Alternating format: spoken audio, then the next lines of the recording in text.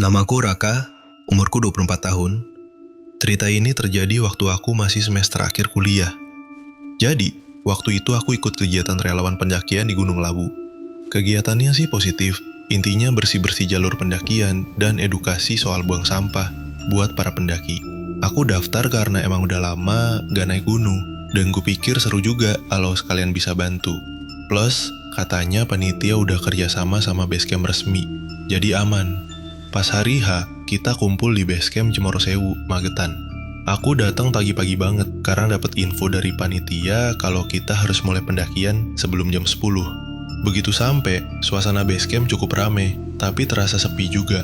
Kayak gak tahu ya, mungkin karena mendung atau karena suhu pagi itu dingin banget, jadi kesannya agak suram. Total relawan yang ikut ada 12 orang, dibagi jadi 2 tim. Tim 1 isinya 7 orang. Tim 2 isinya 5 orang, termasuk aku. Aku masuk tim 2 karena daftar agak belakangan. Di timku ada aku, Eko, Rio, Tiwi, sama Aris. Kita semua belum saling kenal sebelumnya, cuma sempat saling sapa pas briefing aja. Awalnya semua biasa aja, pendakian santai, jalur Cemoro Sewu itu memang cukup landai, walau terus nanjak. Di sepanjang jalan, kami sempat berhenti beberapa kali buat pungutin sampah plastik dan botol minum bekas yang dibawa sembarangan. Aku semangat banget waktu itu. Udara sejuk, kabut tipis, dan jalan masih rame sama pendaki lain. Pokoknya normal.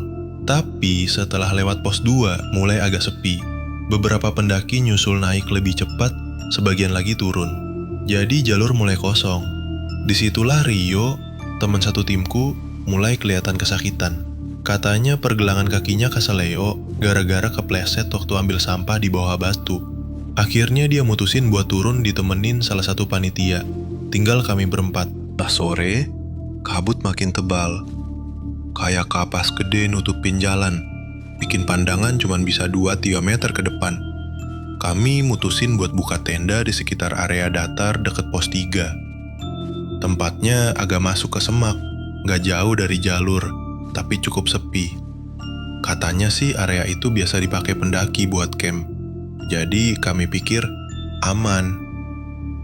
Begitu tenda berdiri, aku langsung rebahan. Badan pegel, baju basah kena keringet dan embun. Aku tiduran di dalam tenda sambil nunggu yang lain masak mie instan di luar. Aku denger mereka ngobrol, tapi gak fokus. Mataku berat banget, sempat ketiduran bentar. Pas bangun, suara di luar udah sepi. Kupikir mereka udah balik semua ke tenda. Tapi pas aku keluar, ternyata cuma Eko yang ngasih di situ. Dia lagi berdiri sambil lihat ke arah hutan. Mukanya kayak bingung. Yang lain mana? Tanyaku. Eko noleh bentar terus jawab. Si Tiwi sama Aris turun bentar ke tenda tim 1. Katanya pengen tidur di sana aja.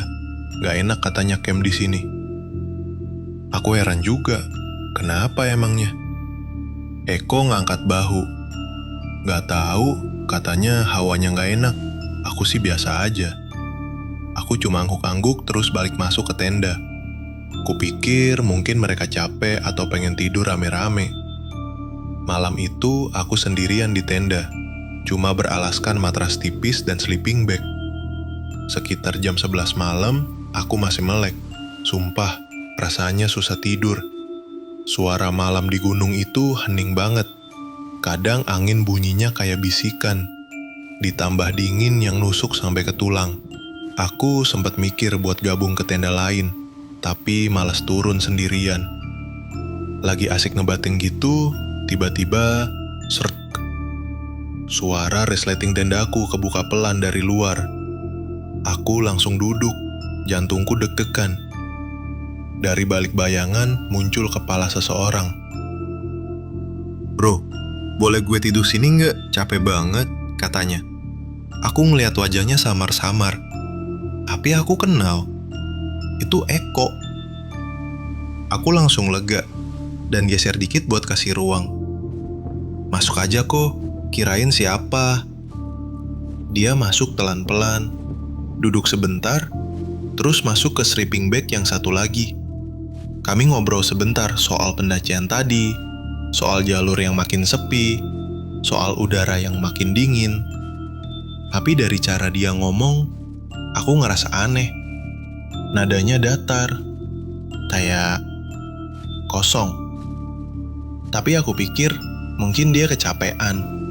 Pas aku tanya, "Lo tadi tidur di tenda siapa sih?" Dia diem, lama. Aku pikir dia ngantuk. Tapi terus dia jawab, "Gue gak tidur di tenda siapa-siapa." Aku nahan napas. "Lah, lo dari mana?" Dia diem lagi. Terus dia cuma bilang, "Tadi gue nyari tempat tidur aja. Di bawah rame, gak nyaman." Aku gak ngerti maksudnya. Tapi karena suasana udah dingin dan aku makin ngantuk, aku males mikir panjang. Aku masuk lagi ke sleeping bag, merem, dan berharap besok pagi cepat datang. Tapi malam itu, aku gak bener-bener tidur. Aku ngerasa kayak dia gak tidur sama sekali. Gak ada suara napas, gak ada gerakan, cuma diem. Seorang dia cuma berbaring sambil melek, mantengin aku. Kadang aku ngintik dikit dari balik selimut. Dan setiap kali itu, dia kelihatan tidur dengan posisi yang sama persis. Gak gerak sama sekali. Gak kayak orang tidur. Kayak patung. Matanya merem, tapi gak natural. Aku makin takut. Tapi aku tahan. Gak berani tanya, gak berani gerak. Aku cuman bisa berdoa dalam hati.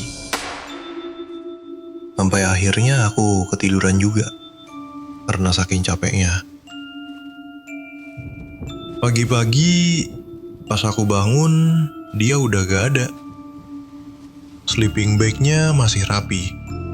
Bener-bener rapi, kayak gak dipakai sama sekali. Waktu itu, aku masih mikir positif. Mungkin dia bangun duluan, atau keluar tenda tanpa bangunin aku. Tapi tetap aja, rasa gak enak itu masih ada. Waktu aku turun ke tempat kumpul dan ketemu tim yang lain, aku langsung nanya ke Eko, "Lo tadi pagi-pagi keluar tenda ya?" Dia bengong. "Tenda? Tenda siapa?" "Tenda gue. Lo tidur bareng gue kan semalam?" Tanya aku lagi. Eko langsung ketawa kecil, tapi mukanya aneh. "Hah, gue tidur sama tim 1, di bawah. Dari semalam gue gak ke atas lagi." Aku diem, badanku dingin. Tapi bukan karena udara gunung. Rasanya kayak darahku berhenti ngalir. "Lo serius?" "Iya, serius. Gue tidur sama Tiwi dan Aris di bawah. Emang kenapa?" Aku gak jawab. Aku cuma bisa ngeliat ke arah tenda tempat aku tidur semalam. Siapa yang semalam tidur di situ bareng aku? Dan sejak saat itu, aku mulai ngerasa ada sesuatu yang salah. Waktu itu, aku cuma bisa berdiri bengong. Eko masih nunggu jawaban dariku. Tapi aku udah gak bisa mikir. Jantungku deg-degan. Kayak habis lari sprint.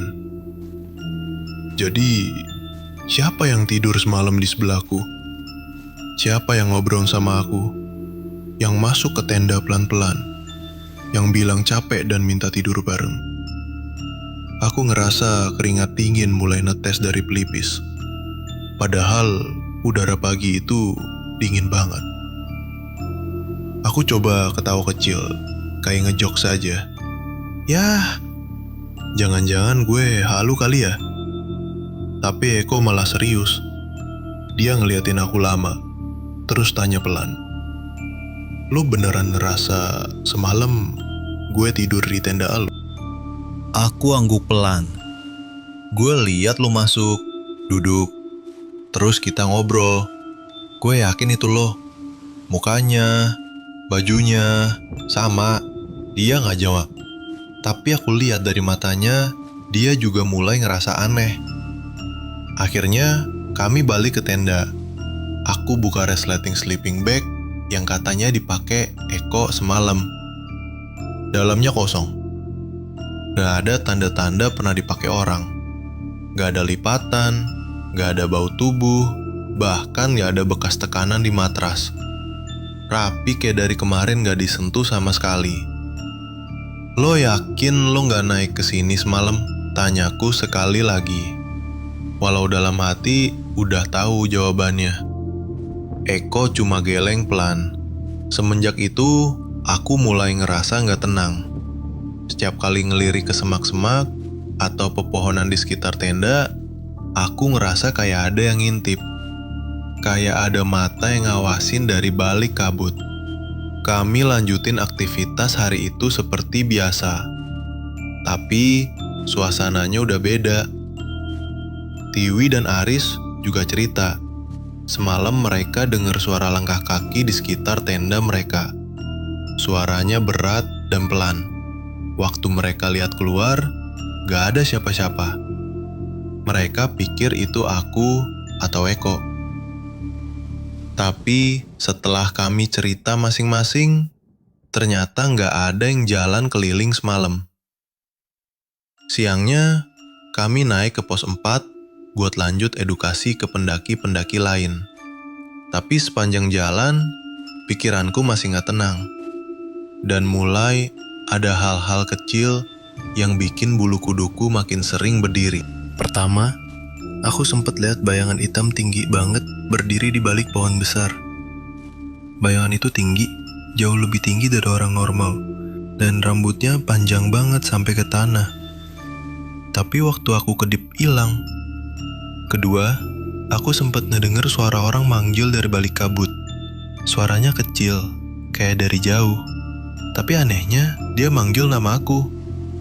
Raka, katanya pelan banget, tapi jelas. Gak ada yang namaku selain aku di kelompok ini.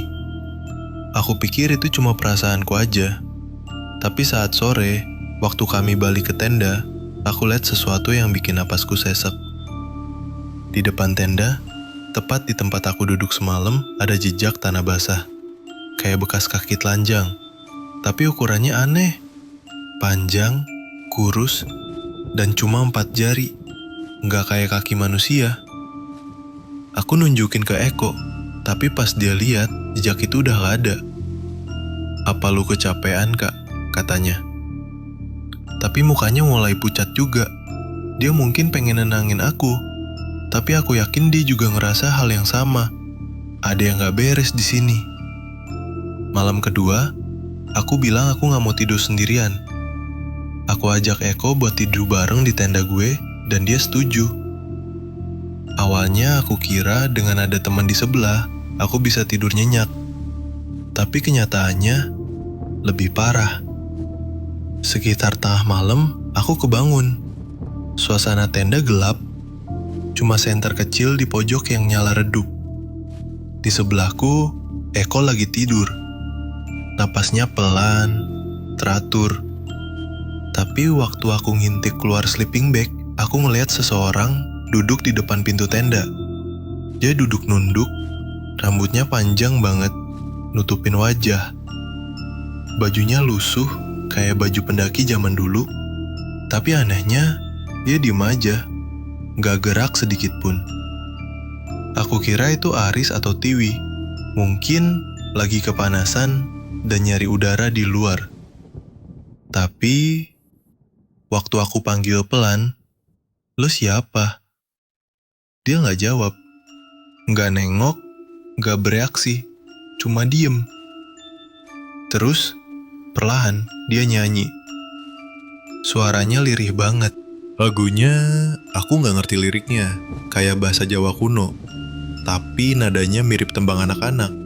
Dan cara dia nyanyi itu bukan suara manusia, lebih mirip lesisan. Kayak suara napas berat yang dipaksa jadi lagu. Aku mau bangunin Eko, tapi badanku kaku. Kayak ditahan sesuatu. Aku gak bisa gerak. Mulutku mau teriak, tapi suaraku hilang. Dan saat itu, dia perlahan berdiri. Waktu dia berdiri penuh, aku sadar, dia tinggi banget. Badannya kurus, tangannya panjang, dan kakinya gak nyentuh tanah. Bener-bener melayang. Dia muter pelan, ngadep ke arahku. Rambutnya masih nutukin muka, tapi dari sela-selanya aku lihat mata. Matanya putih semua, gak ada bola mata, gak ngedip.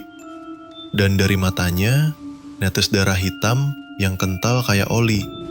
Dia buka mulut pelan, dan keluar suara itu lagi. Aku kedinginan. Itu suara yang sama kayak yang aku dengar semalam.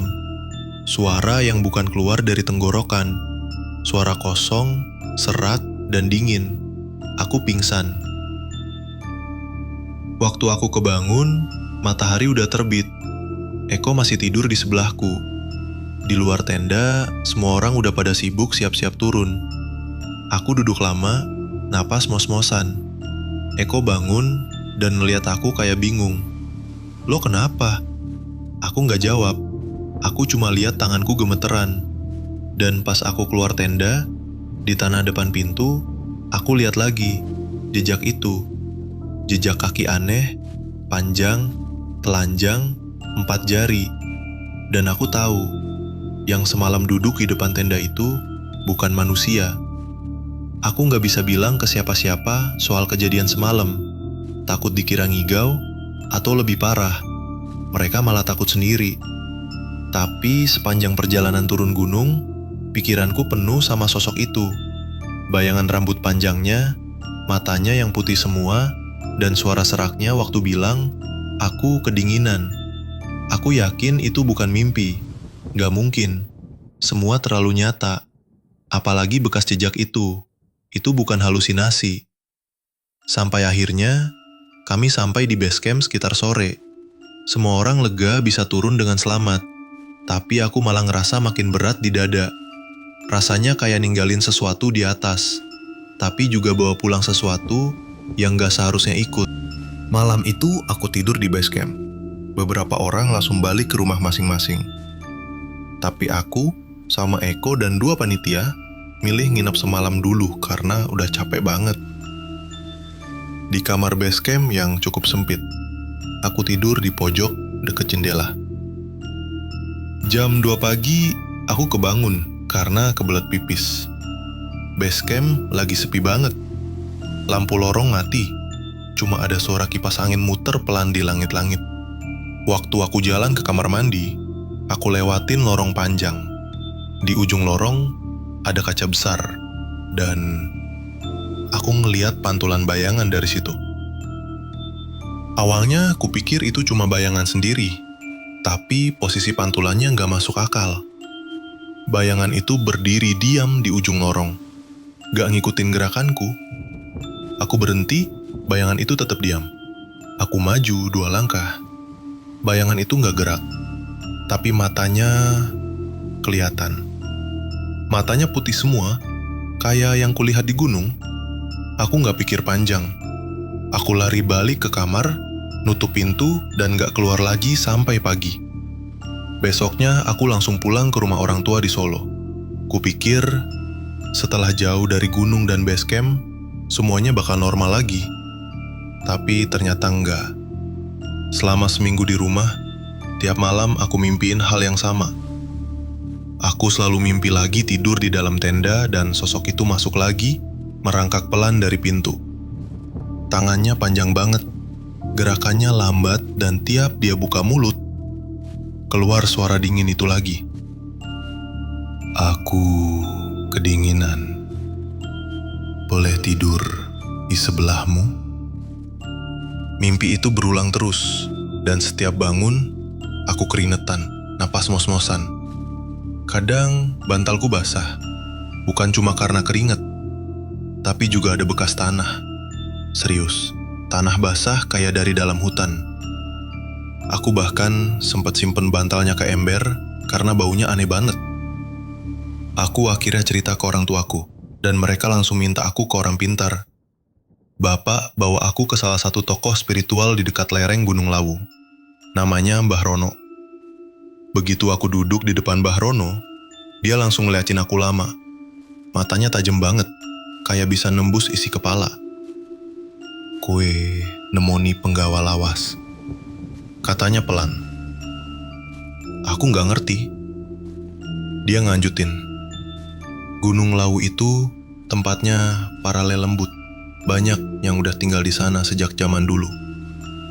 Ada yang baik, tapi banyak juga yang tersesat. Salah satunya yang ngikut kamu. Aku cuma bisa diem. Badanku gemeteran. Dia bukan Aku selalu sisain ruang kosong di dalam tenda. Bukan karena takut, tapi karena aku ngerti sekarang. Ada yang cuma pengen ditemenin, walau udah nggak hidup lagi.